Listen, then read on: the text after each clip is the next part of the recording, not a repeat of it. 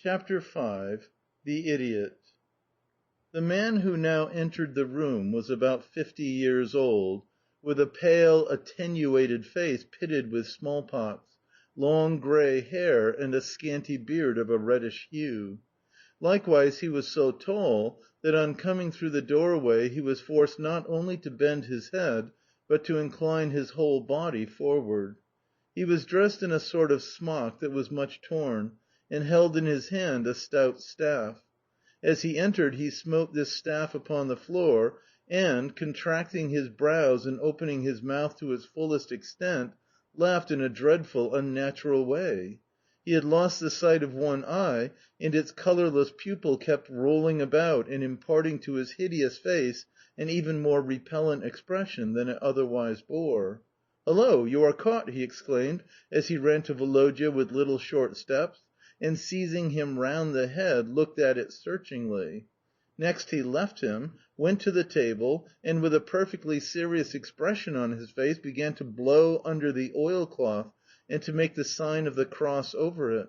"Oh, what a pity! Oh, how it hurts! They are angry! They fly from me!" he exclaimed in a tearful, choking voice as he glared at Woloda and wiped away the streaming tears with his sleeve.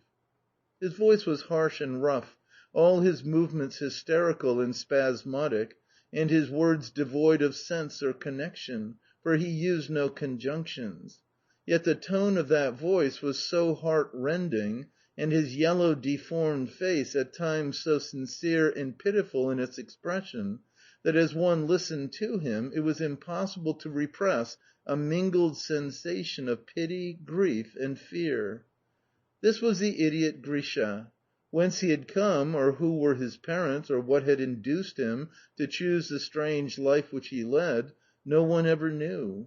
All that I myself knew was that from his 15th year upwards he had been known as an imbecile who went barefooted both in winter and summer, visited convents, gave little images to any one who cared to take them, and spoke meaningless words which some people took for prophecies, that nobody remembered him as being different, that at rare intervals he used to call at Grandmamma's house, and that by some people he was said to be the outcast son of rich parents and a pure, saintly soul, while others averred that he was a mere peasant and an idler. At last the punctual and wished-for Foka arrived, and we went downstairs. Grisha followed us sobbing and continuing to talk nonsense, and knocking his staff on each step of the staircase. When we entered the drawing room, we found Papa and Mamma walking up and down there, with their hands clasped in each other's and talking in low tones. Maria Ivanovna was sitting bolt upright in an armchair placed at tight angles to the sofa, and giving some sort of a lesson to the two girls sitting beside her. When Karl Ivanitch entered the room, she looked at him for a moment, and then turned her eyes away with an expression which seemed to say, "You are beneath my notice, Karl Ivanitch." It was easy to see from the girls' eyes that they had important news to communicate to us as soon as an opportunity occurred, for to leave their seats and approach us first was contrary to Mimi's rules. It was for us to go to her and say, "Bonjour, Mimi," and then make her a low bow, after which we should possibly be permitted to enter into conversation with the girls. What an intolerable creature that Mimi was! One could hardly say a word in her presence without being found fault with. Also, whenever we wanted to speak in Russian, she would say, "Parlez donc français," as though on purpose to annoy us, while, if there was any particularly nice dish at luncheon which we wished to enjoy in peace, she would keep on ejaculating, "Mangez donc avec du pain," or "Comment est-ce que vous tenez votre fourchette?" What has she to do with us, I used to think to myself. Let her teach the girls. We have our Karl Ivanitch. I shared to the full his dislike of certain people. "Ask Mamma to let us go hunting too," Katanka whispered to me, as she caught me by the sleeve just when the elders of the family were making a move towards the dining room. "Very well, I will try." Grisha likewise took a seat in the dining room, but at a little table apart from the rest.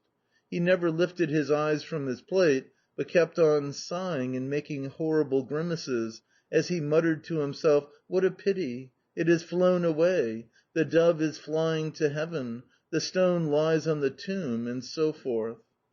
Ever since the morning Mamma had been absent minded, and Grisha's presence, words, and actions seemed to make her more so.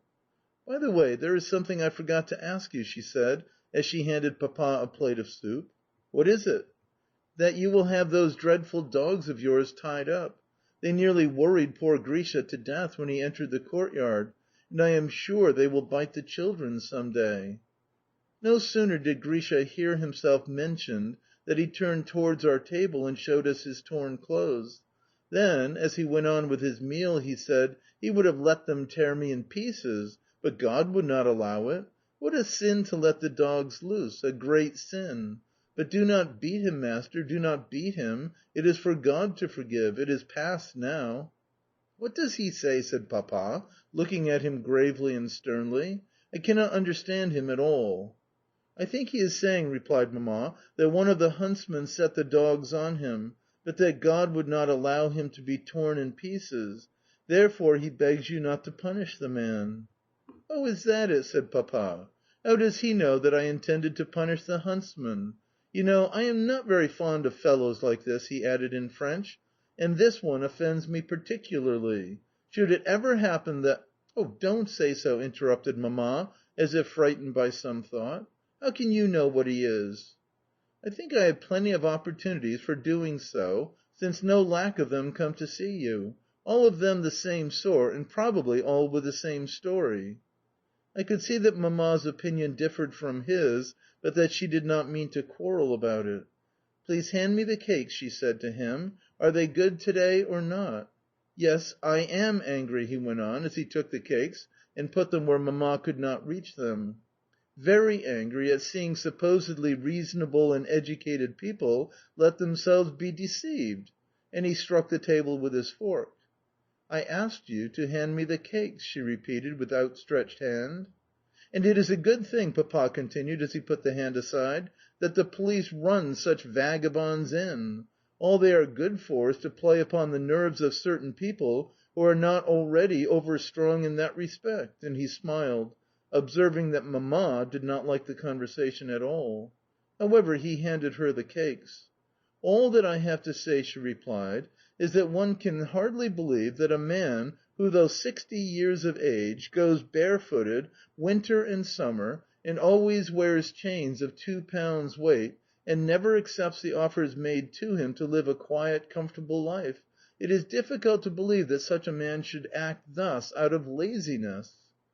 Pausing a moment, she added with a sigh, "As to predictions, je suis payée pour y croire, I told you, I think, that Grisha prophesied the very day and hour of poor Papa's death." "Oh, what have you gone and done?" said Papa, laughing and putting his hand to his cheek. Whenever he did this I used to look for something particularly comical from him.